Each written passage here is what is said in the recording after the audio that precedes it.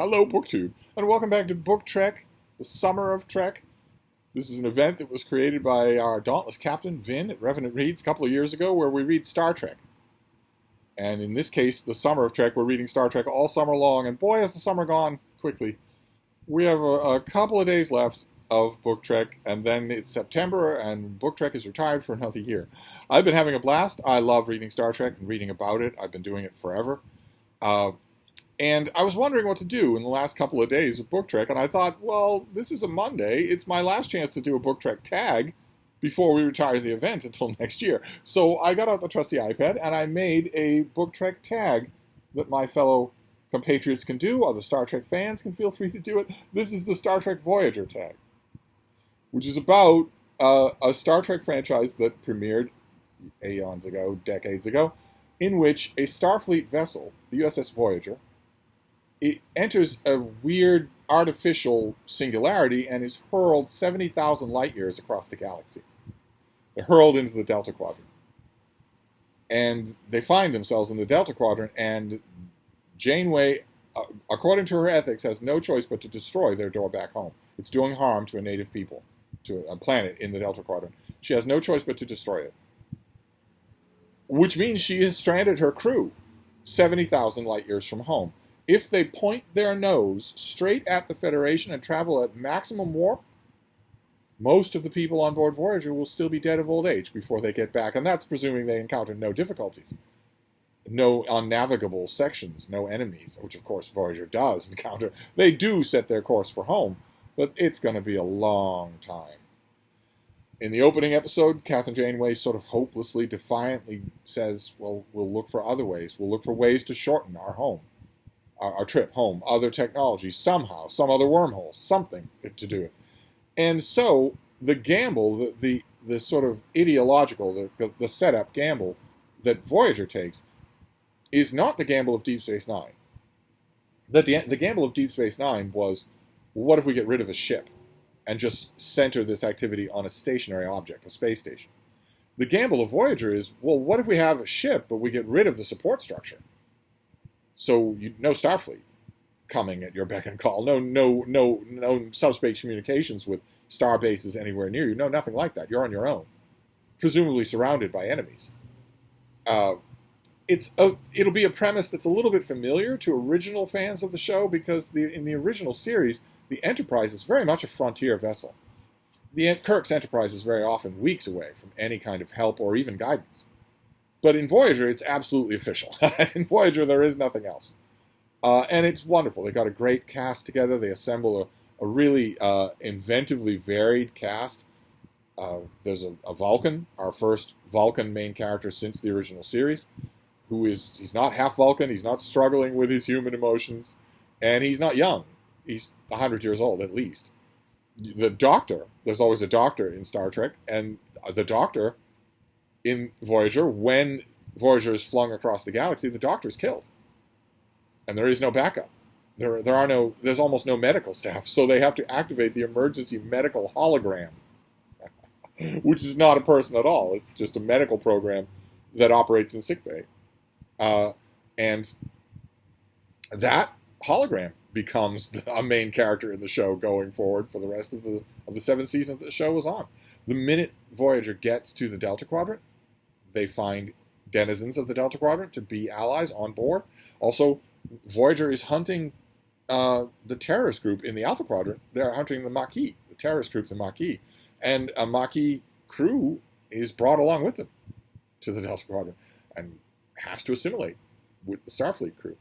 And as a sign that assimilation must happen and that it must work, Janeway makes the captain of the Maquis vessel, a man named Chakotay, her first officer, outranking everyone on the vessel except her. It's a wonderful, sort of packed premise, and I love Voyager. I absolutely love it. I love the way it plays out. When it's good, it's really good. Of course, when it's bad, it's really bad. Voyager has what is widely considered the worst single episode of any Star Trek franchise, before Star Trek Discovery. Again, I'm not talking about Star Trek Discovery here.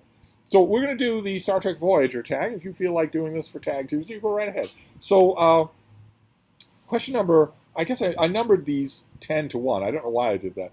But prompt number 10 I can reverse them in the video, is USS Voyager, the vessel itself, is equipped with bioneural gel packs that are often more trouble than they're worth.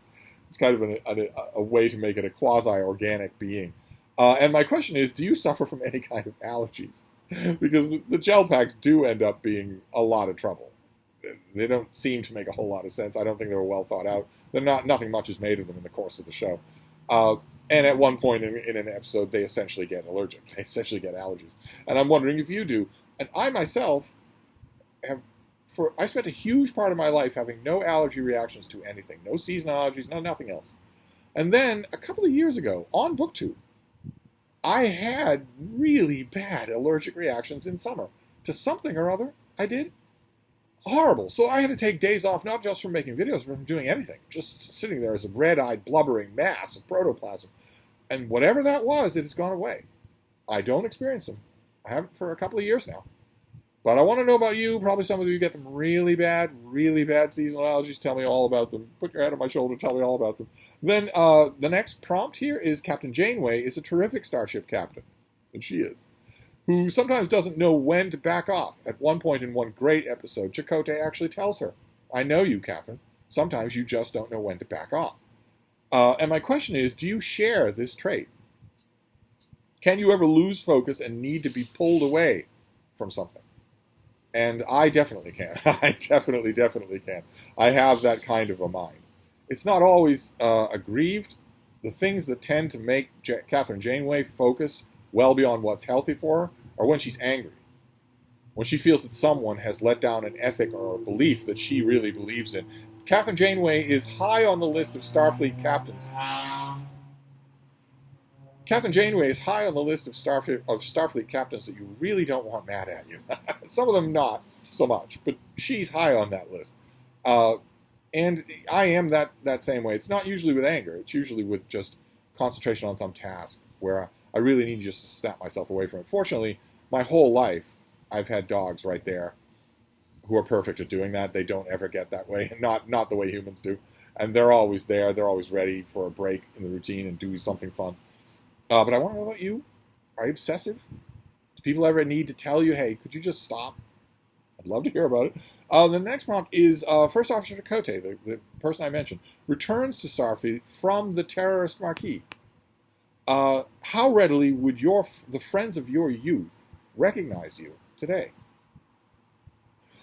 I'm sure that Chakotay's former friends in the Maquis would consider him a traitor to be cozying up to Starfleet and wearing their uniform. They consider Starfleet to be an enemy only second to the Cardassians.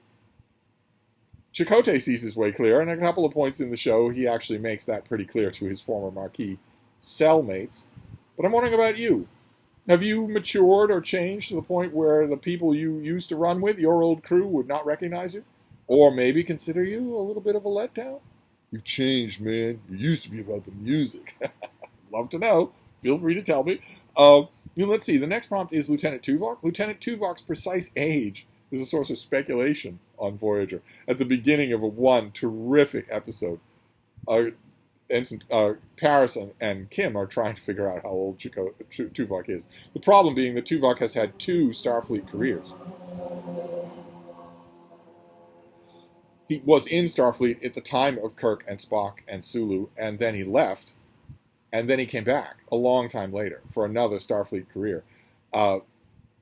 So there's a little bit, it's kind of a fun thing. I'm sure that somewhere in Memory Alpha database or somewhere on online, the Star Trek fans, the geeks, have probably determined fairly well what Tuvok's actual age is. But in the show, there's a running joke that we don't know precisely. And my question is, do you feel like your chronological age? Do you feel exactly spot on with your chronological age? Do you feel older than your chronological age? Maybe younger than your chronological age? And what about in the past? Has it always been, if there's a discrepancy, has it always been there? And for me, I mean, it's a little bit cliche, but I think it's fairly obvious if you watch this channel that I have always felt younger than my chronological age. I no longer really believe my chronological age than my Saint-Edma did. My Saint-Edma used to say, well into her 80s, she used to say, you don't understand. I'm 22. And I would say, well, Ma, you know how diluted that sounds. She'd say, yeah, I know.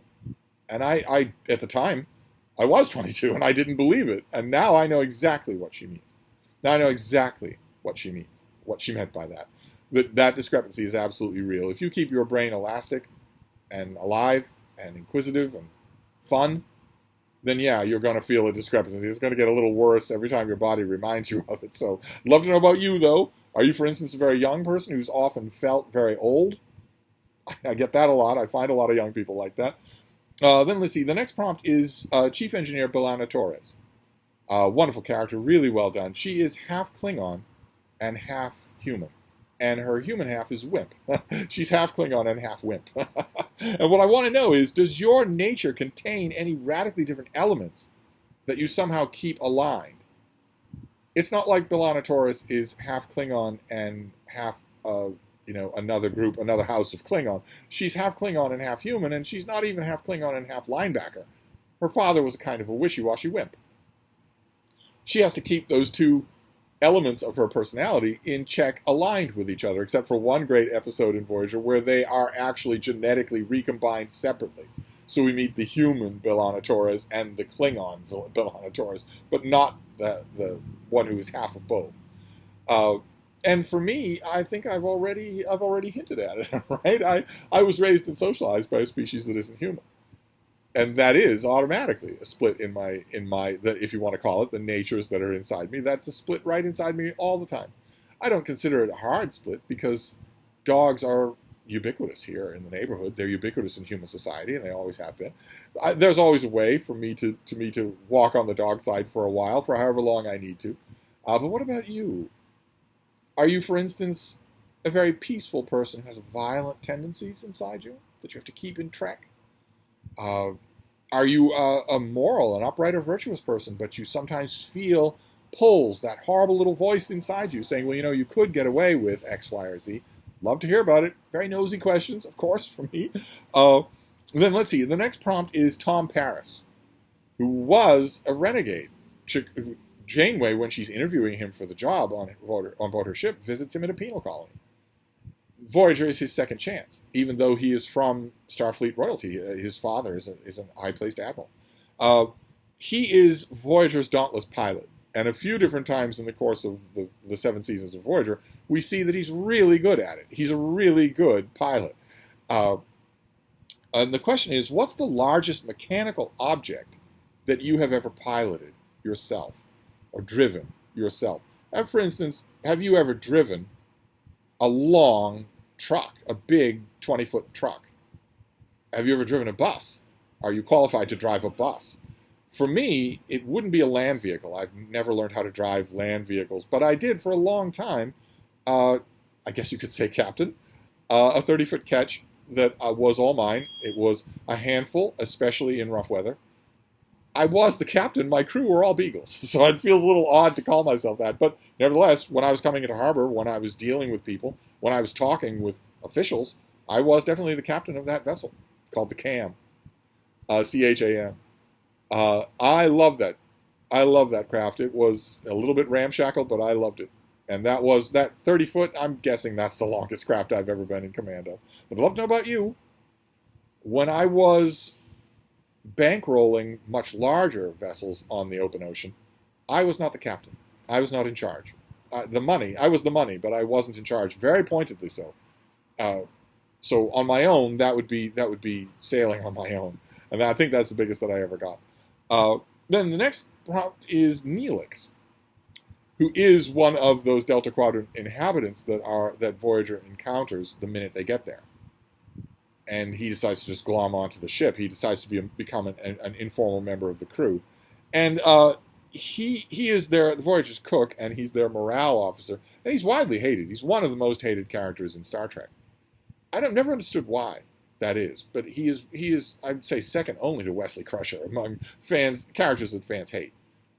And not to say Ethan Phillips, the actor who played him, is not hated. When he shows up at conventions, he has long lines of people wanting to talk to him and take his picture. But fans tended to hate Neelix the character. I don't know why. I mean, on one level, I can certainly agree that he never really fulfills the promise of what he could have been. We come close to that in the first season of Voyager when it becomes obvious that he is making stuff up. at first, he sells his services to Voyager as a kind of native guide. I was a trader. I've been all over the Delta Quadrant. I can help you by telling you a little about how every star system that you're encountering works. And after a while, they're traveling at high warp. They start to go beyond what he knows. And it makes him insecure. He starts to try and bone up on things. A lot more with that could have been done, but it's dropped. Instead, he just becomes a general all-purpose mascot on board the vessel. And the prompt revolves around a line of dialogue of his that it sent them into apoplexies of rage. I don't know why. At one point, he says, "It's nice to be nice." That is absolutely true. But fans went nuts about it. Oh my God, they hated that. And the question is, are you, in fact, nice? Would you consider yourself a nice person? Would other people consider you a nice person? Is it your default setting? Or do you have to remind yourself to be nice? Just in general, just as a general setting. And once upon a time, I would have said that no, I'm a brooding bad boy. I'm not nice at all. I will sometimes do a nice thing, but I'm not generally that way. I think if that ever was true, it has changed with time. I think that is definitely not true anymore. I think this is more properly a question you should ask people. I should be asking people around you than asking you. But I'm pretty sure that if you were to ask people around me, whether it's guests who come here to Hyde Cottage, or whether or not it's all the people in my neighborhood, 10 blocks in all directions, it's not just Frida they like. There's a nice old guy who walks the cutest dog in the neighborhood. And we love Frida, but the old guy is really nice too. I think they would probably all say that. Maybe I just have to reconcile with that I've mellowed just a little, or maybe I always was nice. I don't know. Then the next prompt is 7 of 9. A young Earth girl named Annika Hansen, who is assimilated by the Borg. And of course, the Delta Quadrant is where the Borg are from. And Voyager knows right from the beginning that sooner or later they're going to encounter the Borg. And when they do, they encounter this human drone. And Janeway decides, in a complicated episode that's really well done, they decide to separate her from the collective and rescue her. The doctor, the holographic doctor, does what he can to remove her Borg implants and to make her seem more human. And she gradually forms a friendship. She gradually forms a family relationship with the crew of Voyager. It's really well done. Over the course of the seasons that she's on there, it's really well done. And the question here is, what are your thoughts on the concept of a found family? Well, that's essentially what 7 of 9 finds. She finds a family. She builds a family on Voyager. And it's really nice. It's really well done. And I'm wondering what you think of that. Most of you probably have an actual blood family, and probably a lot of you, if you're lucky, it's wonderful. Some of you maybe not, and maybe some of you don't have that and have found an alternate family elsewhere. What do you think of that concept? Have you done it? I myself definitely have. Absolutely, I have done that. And that has been the pattern all along for me, because my found family started before I knew anything, before I knew English, before I knew anything, and has continued that way. Dogs are my found family. But also, over the years, over the decades, close friends, who I think would do pretty much anything for me as I would do anything for them. That is the definition of family, I think. I could be wrong about that. I very intentionally tried to have that in my life. It was the biggest surprise in the world for me that when the time came, when circumstances aligned, I managed actually to make a friend out of a family member, out of me Saint Ma. I didn't expect that. That happened as a huge added bonus in life. But what about you? In addition to your family, or maybe in replacement of your family, do you have found friends, found family? Then the next prompt here is Ensign Kim, young Harry Kim, who's just joining Starfleet. He has no idea he's going to be thrown across the galaxy and encounter all of these weird adventures. And I wrote here that Kim is perpetually awestruck and dumbfounded, except for the Voyager episode called Timeless, in which we meet an alternate universe older Harry Kim who is not innocent and naive at all anymore. What an episode that is. Oh, what an episode. The TV show franchises often echoed what was happening in the movie theaters. Often they did that. The Star Trek The Next Generation episode, Unification, mentions Captain Kirk's sacrifices at Camp Kittimer, for instance. And the thing that the Voyager episode Timeless mimics from the movie theaters is the epic saucer section crash of the Star Trek movie Generations, which is such a great sequence that they do it twice in the movie. In the Voyager episode Timeless, we get a starship crash, a sequence that's really well done, considering that they had a fraction of the money to do it with. Terrific, terrific, terrific episode. Also shows the actress who plays Seven of Nine, Jerry Ryan, does a wonderful comic bit in that where we get where we see what Seven of Nine, the Borg drone, would be like if she were drunk. Instead of saying "I love you, man, I love you," the stereotypical thing that a drunk in a TV show will say is "I love you, man, I love you." What is a Borg version of that? She says, "We are one. You and I, we are one." But anyway, the question here is, how annoying are you? And again, this is probably a question I should ask the people you know instead of asking you. But I'm asking you, how annoying would you say you are on a scale of 1 to 10? Probably you will say that it varies from circumstance to circumstance. That's fair. But just in general, as a standing annoyance level, how annoying are you? I'm probably mighty annoying myself. I don't know. Not to dogs. But to other people. Just today, Frida and I were on a walk, and we encountered a dog, and she stiffened up and said, "What is this?" And I'm telling her, "Baby, you know this dog. You like this dog. Don't yell at him. Don't tell him to stand up straight while you sniff him and not move." That's what she wants dogs to do. She wants them to stand there like a museum exhibit while she sniffs them in all the parts that she might find interesting. And if they move, she says, "Stop it! Stay still!" I was telling her that, but at the same time, the dog was bouncing up and down because he recognized me. So dogs is not a problem. I'm not annoying to dogs. The humans? Probably so. And then the final question is not going to the doctor. It's actually going to Amelia Earhart. Because amazingly, in one extremely unlikely turn, a twist of a plot in Voyager, our crew encounters Amelia Earhart, the famous explorer, the famous aviatrix, the first woman to fly solo across the Atlantic Ocean. They encounter her. It's a long story. That episode starts wonderfully, where they encounter a truck that's just floating in open space, a flatbed truck. But they eventually encounter Amelia Earhart. And my question here is, have you ever met a famous person? And if you haven't, what's the closest you've come? Do you have any anecdotes that you want to talk about from meeting famous people? And I have. I don't need to drop too many names. I've been lucky enough, or maybe unlucky enough, to meet a lot of famous people. I've always been in the right place at the right time to do that, including meeting a whole string of U.S. presidential candidates in Nashua, New Hampshire, where they all have to come. All the candidates come to Nashua, New Hampshire, and so you get to meet them. If you're well positioned, you will meet presidential candidates, and I met them all. Oh my God. Shook their hands, had a bit of a word with them. Sometimes not, sometimes a little bit more than that, sometimes more than a word with them.